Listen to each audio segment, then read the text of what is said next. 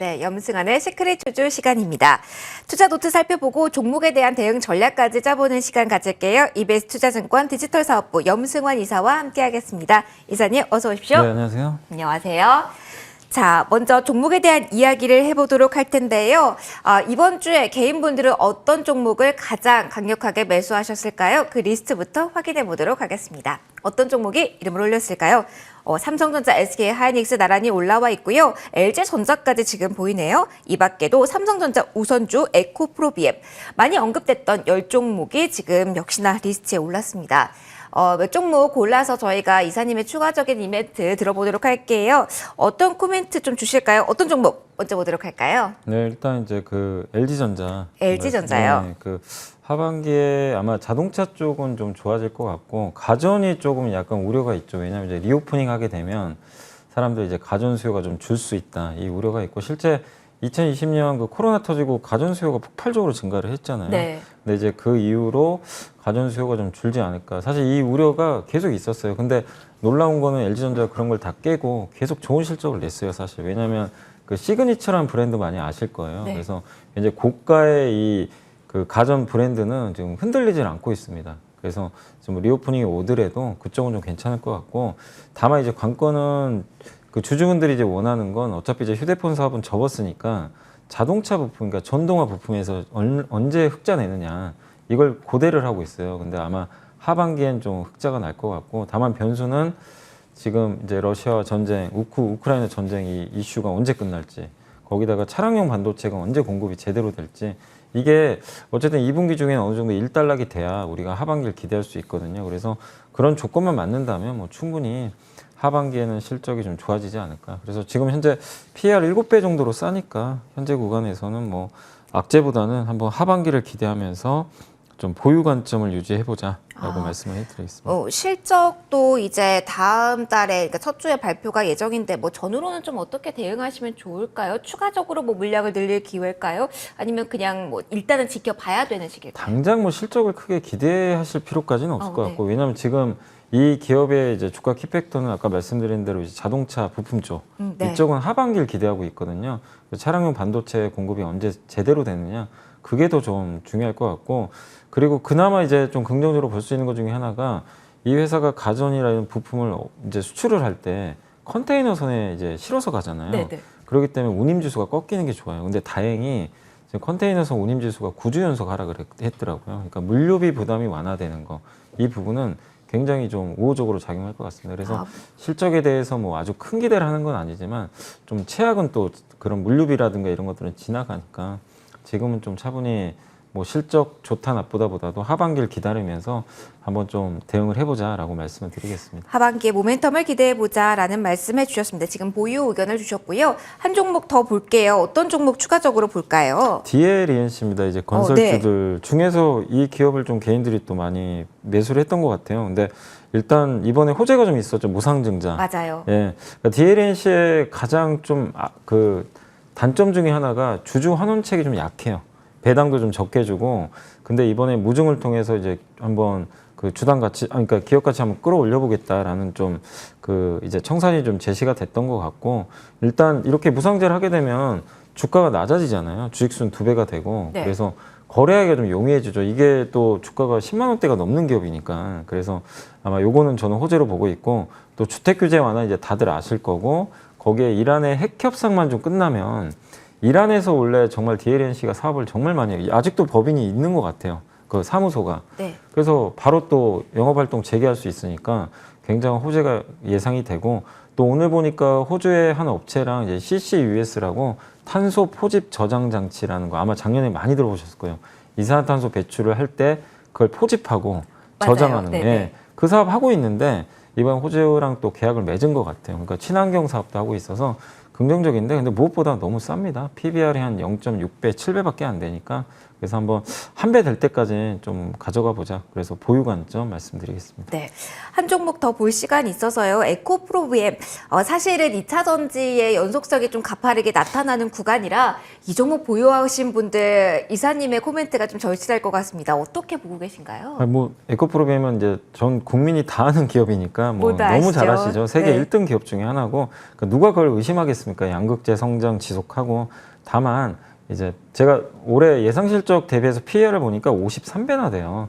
그러니까 무슨 얘기냐면 회사가 나빠서가 아니라 올해 이렇게 금리가 계속 올라갈 땐 고밸류 기업들을 작년처럼 우리가 쳐줄 수는 없어요.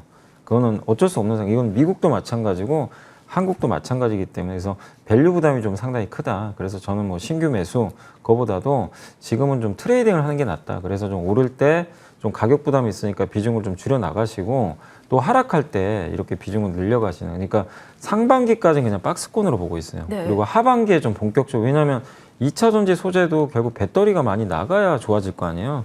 근데 반도체 공급이 안 되면 배터리도 당연히 아직은 많이 나가기가 어려우니까 네. 그래서 하반기를 기대하면서 상반기는 좀 오르면 좀 팔아주시고 내려올 때 좀 비중을 늘려가면서 좀 트레이딩 하자. 박스권 안에서 대응 네. 전략을 짜보자라는 조언 주셨습니다. 종목들 좀 포인트 짚어서 봤고요. 이제 시크릿 노트 펼쳐보는 시간 가지도록 하겠습니다. 자, 이번 주에는 어떤 내용이 노트에 담겼을까요? 내용 먼저 화면으로 만나보도록 하겠습니다. 연무사님이 가져온 그 노트의 내용은요. 증권주에 관한 내용입니다. 힘 빠진 증권주 반등 흐름 언제 탈까입니다. 사실 증권 업종에 뭐 시작된 감액이라든가 여러 가지 이슈로 인해서 선뜻 증권주에 대해서는 손이 네. 많이 안 나가신다, 안 나가고 계신다라는 많으실 것 같은데 반등 흐름 이제 탈 계기 좀 조만간 마련이 될까요? 근데 항상 그렇지만 투자해서 좀 수익을 그래도 좀 안정적으로 내려면 남이 좀 관심 없는 쪽에서 항상 보는 게 좋아요. 그게 증권이다. 그래야 또 싸니까. 네. 그리고 더 빠질 게 있을까도 고민해 보는 거죠. 이제 안 가는 건 이제 다 알잖아요. 거래대금 감소, 시장도 안 좋고. 근데 증권주가 오르는 게 더 이상하겠죠. 사실 이런 분위기에서. 근데 그런 것들은 이미 충분히 반영을 했고 금융주 내에서도 제일 못 갔잖아요. 은행이 올해 1분기에만 한 8% 올랐고 보험이 15% 올랐거든요. 와. 근데 증권업종은 5% 정도 하락을 했어요. 근데 어쩔 수 없는 거죠. 시황이 민감하니까. 그렇지만 이제 이런 악재들, 거래대금 감소, 금리 상승 이런 것들은 충분히 주가에 반영이 됐다. 그리고 계속 이렇게 시장이 안 좋을 거냐. 지금도 보면 이제 시장이 조금씩 살아나거든요. 네. 또 만약에 전쟁이 끝난다면 지수가 한번 급등을 하겠죠. 그러면 또 증권주로 매기가 좀 몰릴 수 있고. 그래서 저는 이제 그 고민을 해봤어요. 지금 저평가돼 있을까? 더 나빠질까? 근데 더 이상 뭐 크게 나빠질 건 없겠더라고요. 그러니까 시간의 문제죠. 언제 갈지는 뭐 그건 저도 알 수는 없습니다. 근데 이렇게 좀 돈도 잘 벌고 그 다음에 지금 악재도 충분히 반영되고 또 배당도 아시겠지만 연간 한 기본 뭐 적게 주면 5% 어떤 게 뭐 8%까지 주니까 네. 배당도 지금 거의 굉장히 안정적이잖아요.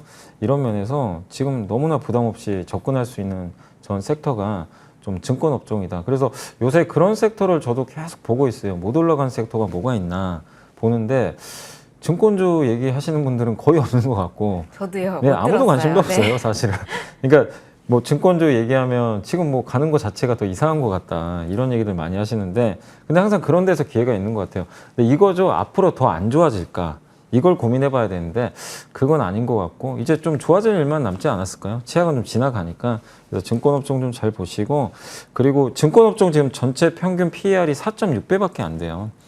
좀 과도할 정도로 지금 저평가돼 있고 이번에 또 윤석열 당선인의 공약을 보면 부동산 규제 완화해 있는데 네. 증권주를 무조건 뭐 거래대금만 보실 필요 없는 게 요새 IB 쪽이 실적이 좀 약간 부진했는데 부동산 규제 쪽인데 IB 하는 쪽에서 그 부동산 프로젝트 많이 진행하거든요. 네. 근데 규제 풀어주면 좋을 수 있으니까 그래서 한번 보시고 저는 관심 종목으로는 좀 한국 금융지주 이쪽을 좀 보고 있는 게 어쨌든 싸더라고요. 4.25배고 지금은 저평가의 매력을 봐야 저평가고 되는군요. 그리고 네. 금융지주는 거래대금의 연동이 그렇게 크게 안 돼요. 사업부가 다변화돼 있고 저축은행도 갖고 있잖아요. 아, 네. 그렇기 때문에 증권업종 내에서는 가장 그래도 포트폴리오가 좀 잘 구축된 그런 회사 중에 하나니까 관심 가지시고 근데 앞으로 거래대금이 증가할 것 같다고 만약에 생각하고 들어가시는 분이면 키움증권을 해야 되겠죠. 아, 그걸 포인트가 좀 다르군요. 포인트 좀 달라요. 네. 근데 금융지주는 지금 시장에서 딱 또 적합한 기업이니까 한번 관심을 가져보셔도 좋을 것 같습니다. 남들이 보지 않은 지금 이 순간 증권주에 대한 관심 가져보자라는 말씀해 주셨습니다. 지금까지 이베스트투자증권 디지털사업부 염승환 이사와 이 시간 함께 하셨습니다. 고맙습니다. 네, 감사합니다. 네, 1부 준비한 시간은 여기까지인데요. 1시간 동안 달려오는 이 구간에 어떤 움직임 지수 보였을지 잠깐 보도록 하겠습니다.